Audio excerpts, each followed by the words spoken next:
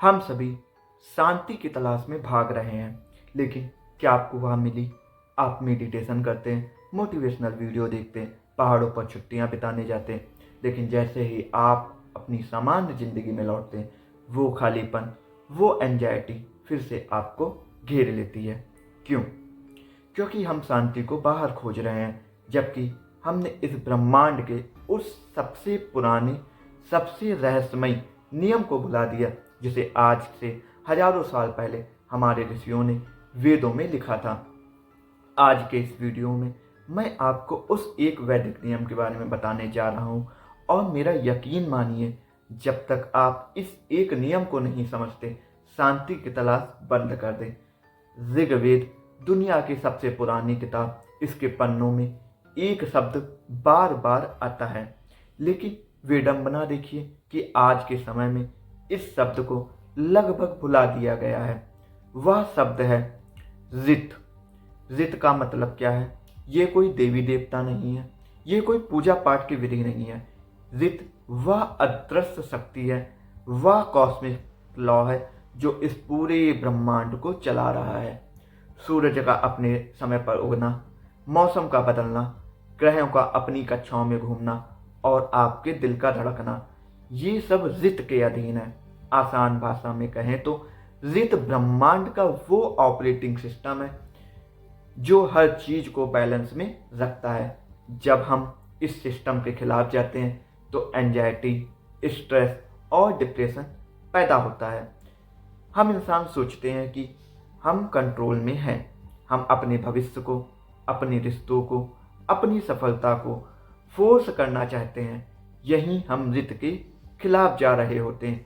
नदी के बहाव के विपरीत तैरने वाला इंसान कभी शांत नहीं रह सकता, वह सिर्फ थकेगा और डूबेगा।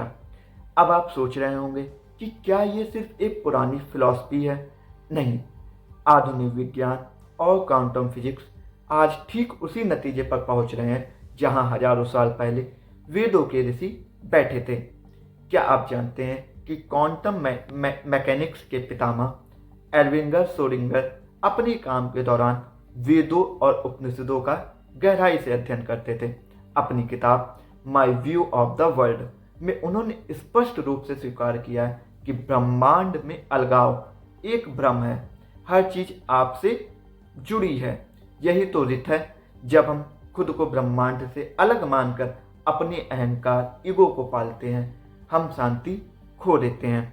ऋग्वेद के 10वें मंडल के 190वें सूक्त में साफ लिखा है, ऋतम चा सत्यम चाभी दत्तात पशु अध्य जायत। यानी सबसे पहले इस ब्रह्मांड में ताप, ऊर्जा से ऋत और सत्य का जन्म हुआ।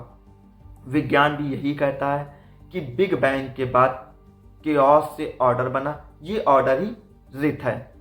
प्रसिद्ध खगोलीय कार्ल सागन ने अपनी मशहूर सीरीज कॉस्मस में भारत के ब्रह्मांडीय समय, वैदिक कॉस्मोलॉजी को विज्ञान के सबसे करीब बताया था। ऋत हमें सिखाता है कि सब कुछ एक साइकिल है। सुख के बाद दुख, निर्माण के बाद विनाश। जब हम इस साइकिल का विरोध करते हैं तो हम दुख पाते हैं। अगर ऋत सच है तो झूठ क्या है? वेदों में ऋत के विपरीत शब्द को कहा गया है अनऋत। अनृत का मतलब है असत्य, डिसऑर्डर या भ्रम। जब आप सोचते हैं कि अगर मुझे वो प्रमोशन मिल जाए तो मैं खुश हो जाऊंगा, ये अनृत है। जब आप सोचते हैं कि सामने वाला इंसान मेरे हिसाब से क्यों नहीं चलता, ये अनृत है। हमारी 99% एंजाइटी उन चीज़ों को कंट्रोल करने की कोशिश से आती है जो हमारे कंट्रोल में ही नहीं है। हम ऋत के कॉस्मिक फ्लो में बाधा डालना चाहते हैं।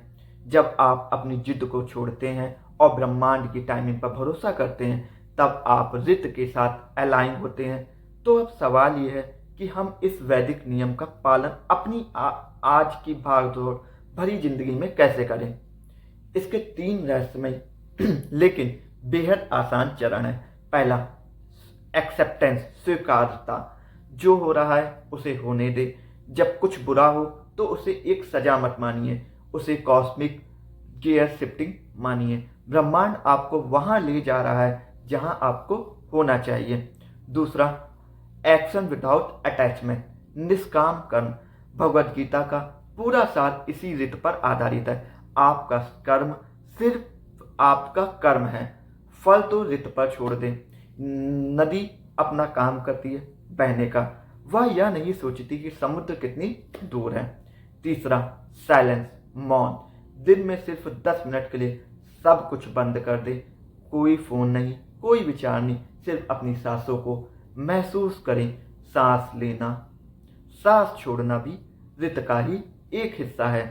शांति कोई ऐसी चीज नहीं है जिसे आप बाजार से खरीद सकते हैं या किसी पहाड़ की चोटी पर पा सकते हैं। शांति तब मिलती है जब आप अपना लड़ना बंद कर देते हैं, जब आप ब्रह्मांड के उस परम नियम के सामने सरेंडर कर देते हैं। अगली बार जब आप बेचैन हो तो गहरी सांस लें और खुद से कहें, मैं इस ब्रह्मांड का एक हिस्सा हूं और सब कुछ अपने ही समय पर हो रहा है।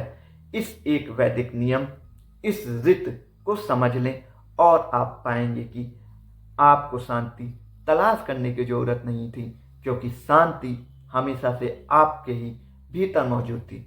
बस आप गलत दिशा में देख रहे थे। तो दोस्तों, वीडियो अच्छा लगा हो और आपको इससे कुछ जानकारी मिले तो शेयर जरूर करें। हर हर महादेव, और कमेंट में हर हर महादेव जरूर लिखें।